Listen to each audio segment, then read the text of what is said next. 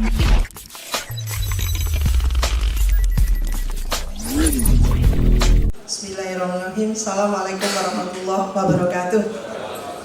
Selamat pagi, salam sejahtera bagi kita semua. Terima kasih, ini undangannya luar biasa bukunya. Pertama saya ingin tentu dengan sapaan informal tadi ya, yang saya hormati Wakil Ketua DPR RI Dr. Fadlizon, yang saya hormati Wakil Ketua DPR RI Pak Fahri Hamzah, juga narasumber Bang Rizal Ramli dan Bang Ridwan Saidi. Keduanya senior kami, juga Bapak Ibu, para senior, dan juga pimpinan saya periode waktu itu, Profesor Dr. Lukman dan Profesor Herman, dan para akademisi dan wabil khusus tentu sekretariat Bapak-bapak sekretariat dari Kesekjenan yang hadir di sini, Mbak Neno, wabil khusus, sahabat saya, saudara saya yang luar biasa, yang memberi energi untuk wanita, kaum emak-emak ya, tapi tidak boleh kampanye lagi. Terus terang saya ingin menyampaikan congratulations untuk Dr. Fadlizon yang sudah menuliskan narasi, diksi ya, dan perspektifnya, pandangannya selama 4,5 tahun menjadi anggota sekaligus juga adalah pimpinan di DPR RI. This is great job, well done Mas Fadli. Beliau adalah menurut saya sosok intelektual yang sekaligus praktisi dan bahkan budayawan. Pandai membuat puisi yang membuat merah muka kita merah mendengarkan, sangat kritis. Jadi saya katakan sebagai intelektual karena intelektual itu pada dirinya melekat cara pandang dan berpikir yang sangat kritis, rasa kurios yang dalam, tidak mudah untuk mengiyakan sesuatu. Jadi curiosity itu yang menjadi watak dasar tentunya intelektual. Saya sebagai peneliti di LIPI itu sekolah 33 tahun, Prof. Lukman sekolah di LIPI yang sangat keras menurut saya. Beliau ada di sini jadi saya nggak basa-basi ngomong, keras sekali. Dan saya senang karena tentu sebagai intelektual mau jadi apapun kalau kita kritis dan kita punya integritas, insya Allah akan amanah. Pengawasan yang kritis ya, yang dilakukan oleh Mas Fadlizon luar biasa kalau menurut saya, karena dari buku ini yang tebal sekali, 500-an halaman gitu, saya bisa klasifikasikan bahwa buku ini mencoba untuk membedah atau menyampaikan gitu ya, hal-hal yang sifatnya tentu karena Mas Fadlizon adalah letaknya ada di oposisi, jadi partai bukan partai penguasa, dan itu yang harus menjadi tupoksinya, tugas pokok fungsinya untuk melakukan pengawasan yang konstruktif, sehingga dari klasifikasi buku ini bisa dikatakan ada yang sosial budaya, sosial ekonomi, sosial politik gitu ya, bahkan ideologi dan hukum, jadi dibahas secara tentu gitu ya, dengan baik, jadi diikuti. Tentu ini buku yang tebal untuk ukuran standar. Jadi kalau membahas buku ini tidak cukup sehari bacanya. Menarik karena menarik, nggak terasa. Malam pun kita baca. Dari daftar isi kita bisa lihat seperti apa substansi yang akan dibahas. Buku ini membahas aneka persoalan bangsa dan negara, dilihat dari jumlahnya sebanyak 20 bab. Nggak main-main ya. Jadi setelah biasa kalau intelektual itu membuat klasifikasi dari tema-tema atau topik-topik yang dibahas, ada 20 bab. Ini menunjukkan bahwa sebetulnya penulisnya mengetahui banyak persoalan. Jadi learning by doing gitu ya, learning prosesnya panjang. Dia sangat muda menjadi politisi, menurut saya, belum doktor waktu itu, sudah menjadi politisi. Jadi dimatangkan oleh tentu dunia dipraktisinya tadi itu, tapi dunia intelektual dan budayanya mengikuti di dalamnya. Dan ini tentunya bisa kita maknai sebagai bahwa Dr. Fadlizon adalah bukan hanya memiliki cukup wawasan, melainkan juga kaya akan bacaan. Karena memang perpustakanya di mana-mana. Kami peneliti LIPI kalah dengan beliau. Saya tidak punya buku sebanyak itu, luar biasa. Jadi ini fakta, ada faktanya. Saya ke Payakumbuh ya, kalau nggak salah, ke Padang Panjang itu ada juga perpustakaan besarnya dan seni-seni budayanya ada di sana. Lalu di Jakarta juga punya perpustakaan yang luar biasa. Ada lagi di Bogor, di Depok. Jadi tentu di rumah saya aja nggak sebanding gitu, apalagi yang lain-lain. Jadi artinya bukunya luar biasa banyak. Yang ditulis oleh Dr. Fadlizon ini pandangan kritisnya sebagai bagian dari partai oposisi. Kritik jangan ditafsirkan sebagai suara ketidaksukaan atau kebencian. Jadi seolah-olah ujaran kebencian, sama sekali tidak. Dalam dunia intelektual, akademisi mengkritisi pasti ada yang something wrong, ada yang salah di situ. Tetapi sebagai satu upaya penilaian atas apa yang dilakukan pemerintah yang perlu diperhatikan dan dilakukan guna memperbaiki keadaan bangsa dan negara. Dan itu pula yang direfleksikan dengan sangat akurat oleh wakil ketua DPR kita, yaitu Bang Fahri Hamzah. Sangat kritis juga. Kita tunggu bukunya. Luar biasa.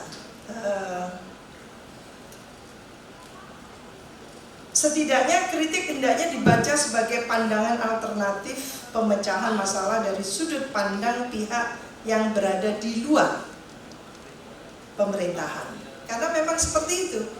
Di DPR ini ada dua fraksi sebenarnya, yaitu fraksi pemerintah dan fraksi penguasa gitu ya, yang inline dengan kekuasaan, dan fraksi yang tidak di kekuasaan atau kita sebut dengan oposisi. Dan itu jamak menurut saya, karena dengan penguatan sistem presidensial yang dikuatkan juga adalah mekanisme check and balances, saling imbang, saling kontrol.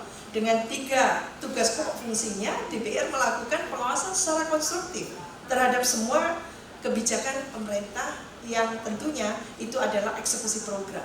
Apakah kebijakannya itu memang betul-betul bermanfaat untuk negara bangsa, untuk rakyat, atau tidak? Nah, di situ harus speak out DPR itu. Jangan 5D atau 4D kan gitu. Tidak boleh. Karena ini eranya demokrasi, harus speak out.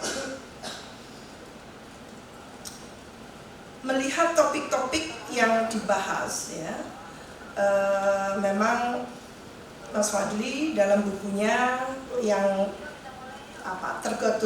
terkategorisasi menilai gitu ya, sosial budaya, sosial ekonomi, sosial politik, ideologi dan hukum, agaknya bisa disimpulkan bahwa sejak era reformasi ada sejumlah hal penting yang perlu mendapat perhatian bangsa. Beberapa masalah yang penting misalnya bagaimana menunjukkan komitmen kuat kita sebagai bangsa ini pada rasa nasionalisme dan kebersamaan sebagai bangsa guna mewujudkan kesejahteraan rakyat. Endingnya di sana. Dan ini adalah memang amanat dari tentunya paragraf keempat dari preambul konstitusi kita. Jadi mencerdaskan dan mensejahterakan rakyat. Mengapa hasil pembangunan cenderung mempertontonkan ketidakadilan dan ketimpangan sosial? Itu pertanyaan mendasar. Jadi kalau kita wajibkan nanti seorang calon anggota dewan harus memahami betul, punyakah mereka empati gitu ya kepada kesulitan masyarakat, di mana masyarakat kita sedang berjuang untuk katakan meninggikan indeks kebahagiaannya, kan gitu sebenarnya, bukan indeks kesengsaraannya. Mengapa muncul pula ketidakmerataan antar daerah? Antara Jawa dan luar Jawa, antara Indonesia bagian barat, Indonesia bagian timur, dan Indonesia bagian tengah, gitu ya. Antara daerah daratan dan kepulauan. Apa yang salah dengan pembangunan demokrasi kita? Pertanyaan besarnya seperti itu. Apa yang salah dengan membangun ekonomi kita, pembangunan ekonomi kita? Mengapa desentralisasi dan otonomi daerah misalnya masih belum mampu menjawab berbagai persoalan di atas? Bukankah otonomi daerah tidak lain tidak bukan dimaksudkan untuk agar gitu ya, kita mampu membangun klaster-klaster ekonomi baru? Mengapa dari rezim ke rezim pembangunan kita terus saja bergantung pada pihak asing? Mengapa kita terus terjajah secara ekonomi? Jadi pertanyaan itu yang menjadi curiosity dari para anggota dewan nantinya. Kita butuh Fahri Hamzah Fadlizon sebanyak mungkin, itu ya. Jadi mengguncang DPR karena ada keberpihakan yang kuat kepada rakyat tentunya. 1 menit lagi Ibu. Iya, sudah nyaris penutup. Era globalisasi sekarang ini kita banyak warga negara kita mengadu nasib di luar negeri. Muncul persoalan adanya sejumlah warga negara asing yang mengadu nasib di Indonesia untuk pekerjaan kasar. Bang Rizal Ramli sangat speak out tentang itu. Yang sebenarnya hal ini bisa dilakukan sendiri karena jumlah pengangguran yang masih cukup besar. Mengapa kita impor tenaga kasar? Yang pengangguran pun masih juta, gitu kan? Kalau nggak salah unemployment kita sekitar, tolong dikoreksi saya, sekitar 7 juta. Mau dikemanakan mereka? Dari mana benang kusut persoalan Indonesia tersebut harus diselesaikan? Otonomi daerah, khususnya daerah-daerah pinggiran, perlu mendapat perhatian lebih dari karena pinggiran merupakan pagar rumah Indonesia. Bayangkan jika pagar rumah Indonesia ini berpindah ke rumah tetangga, apa yang terjadi? Otonomi daerah dan otonomi khusus, ini yang menjadi concernnya Mas Fadlizon, harus menjadi perhatian serius, mengingat kebijakan ini menjadi salah satu strategi untuk mensejahterakan rakyat daerah dan memperkecil ketidakmerataan pembangunan dan ketidakadilan. Bapak Ibu sekalian, melalui otonomi daerah dan otonomi khusus diharapkan upaya untuk membangun Indonesia dari daerah terwujud. Jadi tidak hanya membangun dari pinggiran, bahkan dengan dana-dana desa. Kita mengharapkan real bukan untuk politisasi, gitu ya, untuk pemilu ini, tapi betul-betul dana-dana desa untuk memberdayakan masyarakat desa, untuk mengentaskan kemiskinan yang menjadi kantong-kantong di desa. Dan melalui otonomi daerah sekali lagi dan otsus diharapkan upaya untuk membangun Indonesia dari daerah terwujud. Melalui otonomi daerah pula upaya untuk membangun daerah-daerah pelayan. Itu bahasa kami selalu membahasakan dengan undang-undang pemerintah daerah, kita sebetulnya mendorong agar daerah-daerah melayani, daerah-daerah pelayan, daerah yang melayani dan mengurus rakyat bisa menjadi kenyataan. Jadi saya menutup dengan tentunya Indonesia tidak bisa dilihat hanya dari Jakarta. Mulai 2001 kita menjalankan otonomi daerah, dan melalui otonomi daerah beban itu sebetulnya sudah terbagi dengan cukup proporsional, karena 35% dari APBN kita adalah untuk daerah.